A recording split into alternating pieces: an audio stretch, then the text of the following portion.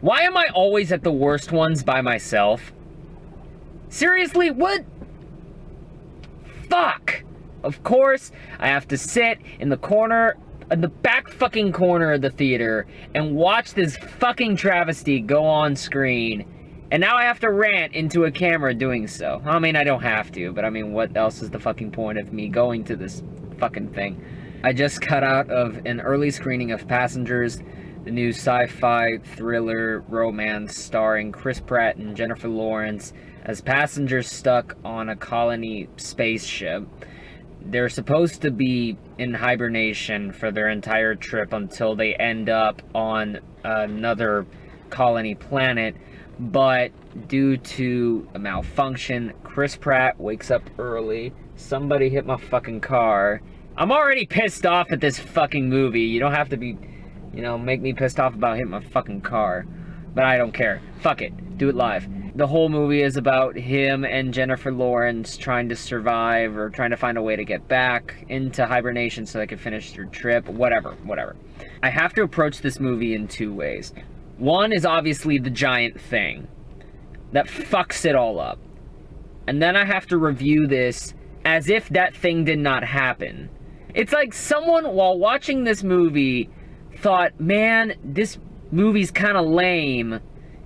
Or maybe Jennifer Lawrence, slighted them in some way. Maybe Chris Pratt accidentally stepped on one of the editors or one of the writers' Jordans, and they completely rewrote this. Because there's no fucking way that something this competently constructed should, could, and would be fucked up by something this awful. But it is. There's literally just one fucking thing that ruins Passengers. But it's a spoiler, so spoiler alert, I'm gonna get into this, and I'm gonna get into this hard. So if you don't want to know what this thing is, scroll to the time code here if you don't want to hear this bullshit. But if not, you guys have been fucking warned. Do you remember in the trailer when Chris Pratt wakes up, goes into the hall, and he sees that Jennifer Lawrence just happens to be the only person walking across the hall at that moment. They're alone. They're the only two people that have woken up due to what's supposedly a malfunction. That's not what happens. The ship that he's on, which is essentially a luxury cruise ship into space to a second colony, is hit by an asteroid. And because of that asteroid meteor attack, his pod breaks. And so for the first 15 to 20 minutes of this movie, Chris Pratt is on his own in space. It's really funny. It's actually kind of charming. It's a lighthearted take because, it's Chris Pratt. So he is a funny dude, and he's quipping lines, and he's talking to himself, and he meets this charming bartender robot played by Michael Sheen, who's great in the movie. He's charming as fuck. I really wish he would have gotten him to play K2SO in Rogue One, because I think he balances that robot but also that smarmy personality. Not really smarmy, just kind of he's very logical. There's some great comedy with that. And Chris Pratt is on his own. He finds that he can't access all the luxury things in the world, and then he eventually gets depressed. He contemplates suicide as anybody else would. But then he decides, fuck it, I'm on my own, I'm on a cruise ship, let's have fun. And so you see him, ordering from all the expensive restaurants on the ship, and you see him playing basketball and watching all the movies and just having the time of his life. But then, after 20 minutes, he goes over into the pod bay where everybody else is sleeping, and he sees Jennifer Lawrence. Jennifer Lawrence is sleeping. Her name is Aurora. He sees her in the pod, and he becomes infatuated with her. Most beautiful girl he's ever seen. He starts stalking her video profile that everybody made before they went onto the ship. It's kind of like a time capsule thing, because, they're going to be there for 120 years, and it's 30 years of the way into the trip. And he starts stalking the profile, and he finds out that she's a writer. He starts reading what she wrote, and he starts looking at all her interviews, and he starts falling in love with her. And then he makes the wonderful decision to wake her up. I'll give the movie the slightest bit of credit that it at least has him hesitate for about 5 minutes before he decides to do this. He even talks to the bartender about this, but of course the bartender's not going to understand because it's a robot, and no comprende logic jokes are being made about something that's fucking horrifying.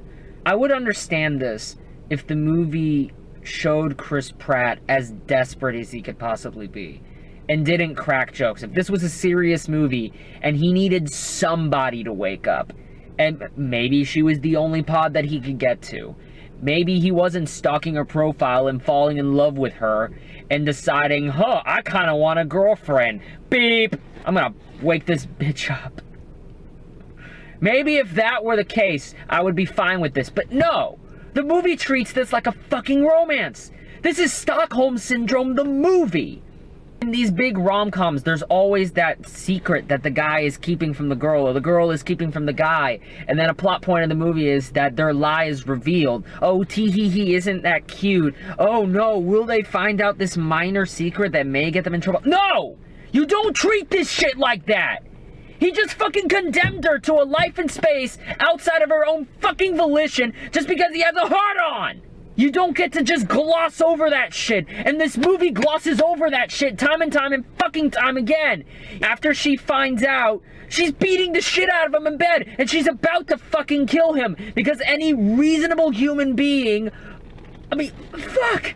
Just because it's Chris Pratt, the hunkiest dude on the planet, you get a free pass. No! Any realistic person would have fucking killed this person. If this were to happen in real life to any other Joe Schmo, that girl would have woken up, just bruises on her thighs.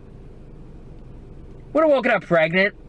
Jennifer Lawrence finds out, she nearly kills him, and maybe she doesn't kill him because that's just too much in her mind, that she still has morals. Then the rest of the movie happens, and the rest of the movie ends up becoming this Lost in Space thing. They find out that the ship is slowly deteriorating. Lawrence Fishburne wakes up, and Lawrence Fishburne plays one of the crew members, and he starts finding out that the asteroid ended up wrecking one central part of the ship's reactor, and because of that, it's causing this effect that's screwing up everything. It is so hard for me to give a shit, because even when Jennifer Lawrence brings up this crazy fucking bullshit that Chris Pratt does. Oh no, even before that, Lawrence Fishburne finds out that Chris Pratt woke her up. And the most that he has to say about it is a disapproving look and a, damn. You don't fucking respond to that way. I'm telling you, if this were another movie and this weren't handled like a romance, I would get it. I would totally understand it.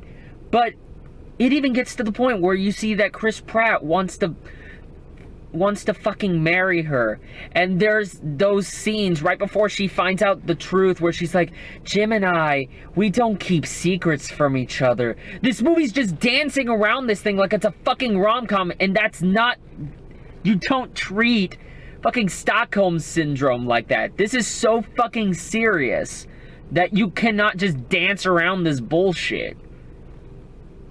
And it literally ruins everything else. Whenever you reach the end where Chris Pratt is doing his self-sacrificing thing to save the one he loves, I should feel sad for him. I should feel like, oh my god, what a noble act of sacrifice. But coming from a douchebag that put her in this position to begin with, I feel no fucking sympathy. The rest of this is okay. The effects are, a little cheap, but I don't think this movie really took that much to make. Again, I don't know. I like the production design. I like some of the ideas that people have. Essentially, if this movie weren't so rapey, it would be the second half of WALL-E. The company that created this spaceship has this message that says, you know, Earth is overpopulated and overrated, and you can come to this brand new life on another planet.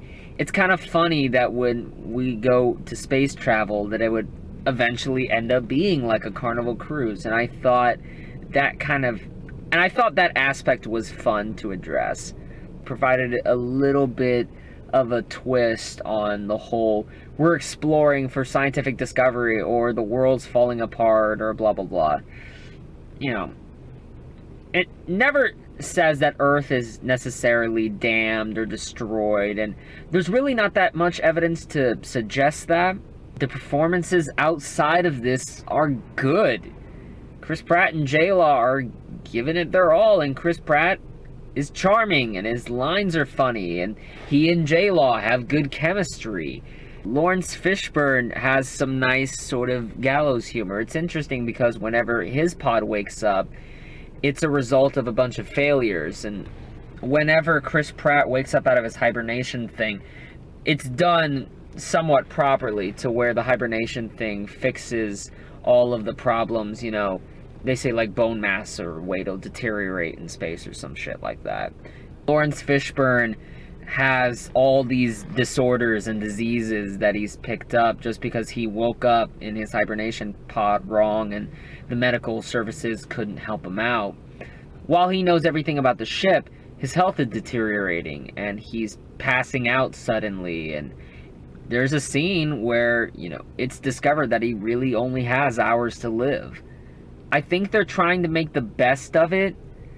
That idea that, you know, he's trying to get into his dress blues before he dies and kind of take this with some gallows humor and dignity. The one real problem that I have with this story, outside of the obvious, is that the third act wraps everything up a little too neatly and a little too fast. It seems like within the span of 20 minutes, they find out what's wrong with the ship, fix it, find out that in the medical spaceship thingy, there's one specific protocol that'll allow them to go back into hibernation. And Chris Pratt wants to, again, sacrifice himself for J-Law. We see Chris Pratt, again, one of many drinking scenes with Michael Sheen Robot, and then we find out that J-Law did not decide to go back into hibernation, that she chose to live out the rest of her life with Chris Pratt and live happily ever after. He brings out the ring he made for her, he welded for her out of these precious metals, and they make this wonderful life together. She writes their story for the rest of the passengers to hear, and whoop-de-doo, happily ever fucking after. Ignoring the fact that Chris Pratt made this decision completely without J-Law's volition at all. It's that one thing. It is simply that one thing that fucks this movie hard, man. The rest of it is a well-made movie. It seems like the rest of my audience completely ignored this one thing. They still had a good time despite that, or at least they tried to, but fuck me, I can't. I mean, 1 out of 6. Like, it's obvious. Like, I fucking hate this piece of shit, but I can't just go outright say there's nothing in it. There's nothing redeemable. No, because the rest of it's a good fucking movie. I don't understand who made this decision to have this one aspect that completely changes the fucking movie in there. But whoever it is, fuck you. Fuck Sony for putting this out. Fuck Sony for however many times, for superhero movies, for Star Wars movies that we get reshoots, you're telling me that all the executives at Sony, that everyone who produced and directed this, looked at this one aspect and said, yeah, let's keep it. That really ties the movie together. So if you like this, like button's down there, subscribe to be the first to find out when new content is out. We have Facebook, Twitter, and Instagram pages located down there too. Liam's not here today because he went to go see Jackie, and from what he told me, Jackie's fucking great. So go read his review of probably a better movie, one that's most certainly going to be nominated for Best Picture, down below. Our friend Noah has an Instagram, The Cinema Geek. We have a screening of Fences tomorrow, and the Assassin's Creed pre-shows are coming out. That's also a movie that's getting some mixed reviews. There's one guy that we really respect, David Ehrlich. He gave it a B-, while Someone like Jeremy Jahns didn't like the movie, so you know what? Toss up whether that's gonna be good, mediocre, or just dog shit too. Other than that, we're just gonna roll into Christmas, the new year, and once the new year ends, do the top 10 best and worst. This is gonna be on there. But until we do those things, thank you all very much for watching. Y'all have a good night, and fuck Sony. Just fuck Sony in the ass, man.